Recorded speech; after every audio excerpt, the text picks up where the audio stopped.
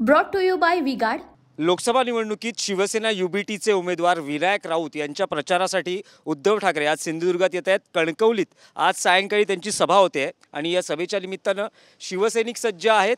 सभेचं व्यासपीठ आणि एकूणच वातावरण निर्मिती आपल्याला सिंधुदुर्ग जिल्ह्यात पाहायला मिळते। आपल्याबरोबर मालवण कुडाळचे शिवसेना युबीटीचे आमदार वैभव नाईक आहेत। स्वतः वैभव नाईक ही प्रचाराच्या एकूण यंत्रणेवर लक्ष ठेवून आहेत, प्रचारात सहभागी आहेत। आज नेमकी सभेची तयारी कशी आहे आणि निवडणुकीतले मुद्दे किंवा एकूण सिंधुदुर्गात वातावरण काय आहे, कारण आव्हान आहे केंद्रीय मंत्री नारायण राणे यांचं।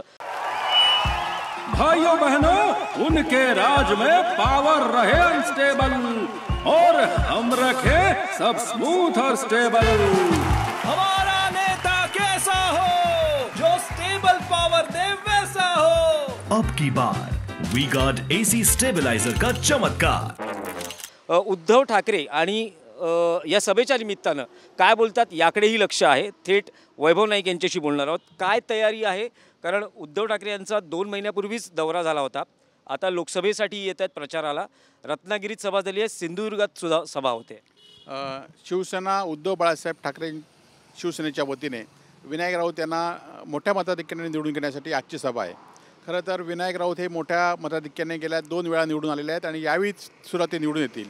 समोरचे उमेदवार आहेत त्यांच्यापेक्षा विनायक राऊत यांची बाजू सरशीची आहे आणि शिवसैनिक पेटून काम या ठिकाणी करतायत आणि उद्धव साहेबांचे विचार ऐकण्यासाठी संपूर्ण सिंधुदुर्ग जिल्हा उत्सुक आहे आणि त्यामुळे ही सभा मोठी आणि यशस्वी या ठिकाणी होणार आहे। मी आव्हान यासाठी बोलतो आहे की नारायण राणे हे स्वतः निवडणुकीच्या रिंगणात आहेत।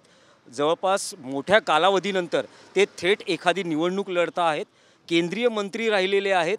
नरेंद्र मोदी यांचं वलय त्यांच्या पाठीशी आहे आणि भाजप, महाशक्ती आणि महाराष्ट्रातली महायुती असं सर्व मोठं बळ त्यांच्या पाठीशी आहे। तुम्ही आधी एक म्हटलं की नारायण राणेंचं आव्हान आता राहिलं नाही, कारण नारायण राणे मी म्हणतो की आव्हान आहे।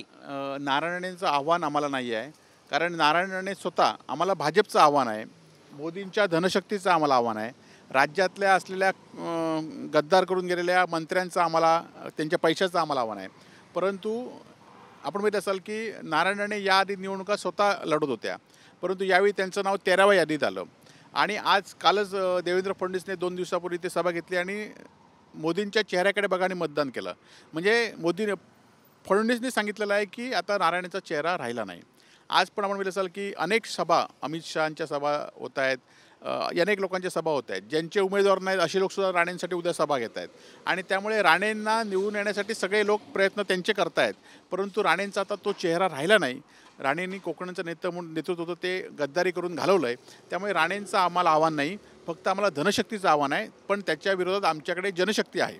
उद्धव ठाकरे येत आहेत आणि उद्धव ठाकरेंमध्ये त्यांच्या सभांमध्ये, त्यांच्या भाषणांमध्ये एक रोख दिसतो आहे, कारण केंद्रीय मंत्री असतील किंवा विशेषतः पंतप्रधान नरेंद्र मोदी यांच्यावर प्रामुख्याने ते टीका करता आहेत।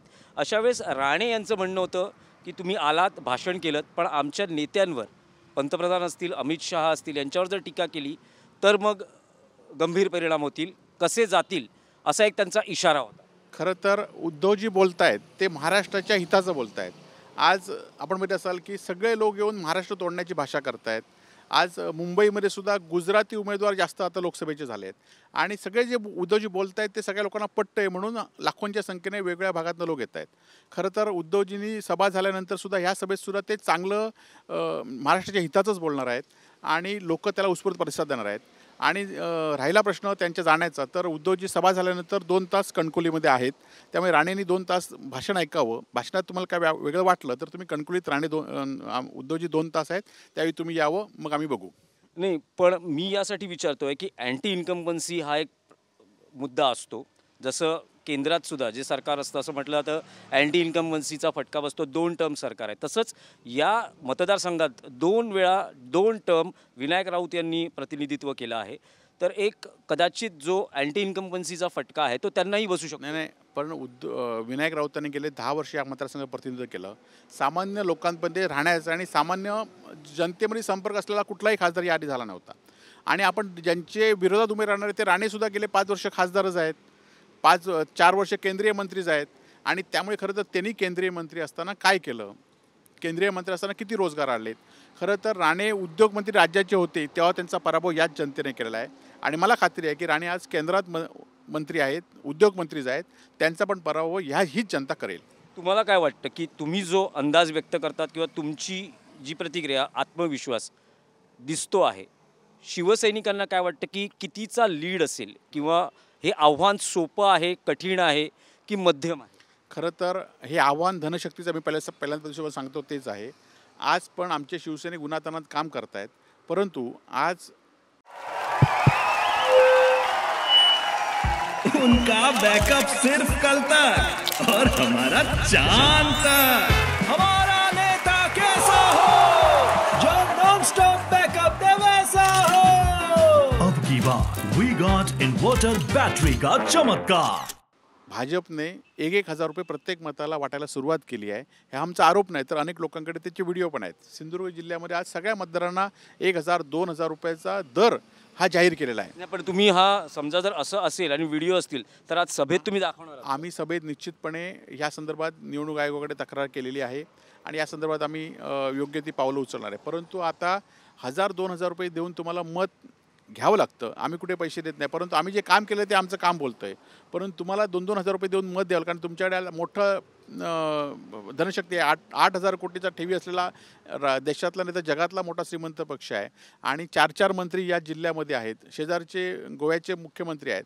त्यामुळे पैशाचा महापूर या ठिकाणी आला आहे. परंतु आम्हाला खात्री आहे की जनता आमच्यावर आहे आणि जनते ह्या धनशक्तीचा पराभव करेल. एक जाता जाता प्रश्न की मोठ्या कालावधीनंतर राज ठाकरेही येत आहेत आणि राज ठाकरे हे महायुतीचा प्रचार आणि नारायण राणेंच्या प्रचारासाठी उद्या त्यांची कणकवलीत ज्या ठिकाणी आज उद्धव ठाकरेंची सभा आहे त्याच मैदानात राज ठाकरेंची ही सभा होते आहे आणि प्रचारासाठी ते भाषण करणार आहेत नारायण राणे यांच्या. खरं तर उद्धव साहेबांची सभा ही उद्धव बाळासाहेब ठाकरेंचे उमेदवारासाठी करतायत आणि दुसरे ठाकरे येत आहेत ते कोणाच्या तरी उमेदवाराच्या प्रचारासाठी येत आहेत किंवा कोणत्या तरी उमेदवाराच्या प्रचाराच्या दृष्टीने या ठिकाणी येत आहेत. त्यामुळे हा 2 फरक आहे की आमचं स्वतःचं उमेदवार, आमचं स्वतःचं महाराष्ट्राचं अस्तित्व आहे, मराठी माणसाचं अस्तित्व आहे, ते आम्ही जपतोय. त्यामुळे उद्धवजींच्या सभेमध्ये आणि त्यांच्या सभेमध्ये हाच आधी फरक आहे.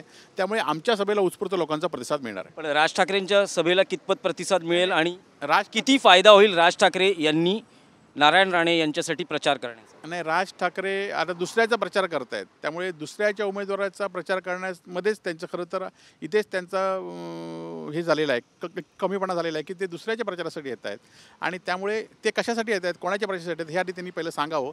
मग लोकांचा प्रतिसाद कसा आहे तो त्यांना निवडणुकीच्या निकालावर दिसेल. आपण बघू शकतो की वैभव नाईक यांची आपण प्रतिक्रिया या उद्धव ठाकरेंच्या सभेआधी पाहिली. एकूण काय सध्या वातावरण आहे, शिवसैनिकांची या निवडणुकीसाठी किती तयारी आहे हेही वैभव नाईक यांनी या मुलाखतीत सांगितलं आहे. पण अगदी काही तास उरले आहेत उद्धव ठाकरे यांच्या सभेसाठी आणि उद्धव ठाकरेंच्या सभेनंतर राज ठाकरेंचीही उद्या याच कणकवलीत सभा होते आहे. दोन्ही सभांमध्ये तुलना होणं स्वाभाविक आहे, पण उद्धव ठाकरेंची सभा यशस्वी करण्यासाठी शिवसैनिकांनी कंबर कसली आहे. व्हिडिओ जर्नलिस्ट योगेश गुरवसह Dinesh Dukhande, TV9 Marathi, Sindhudurg, Kankavli. Brought to you by V-Guard.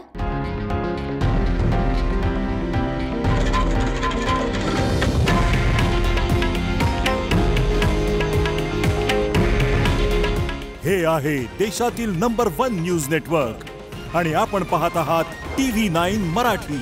काळजी तुमची, हित महाराष्ट्राचं.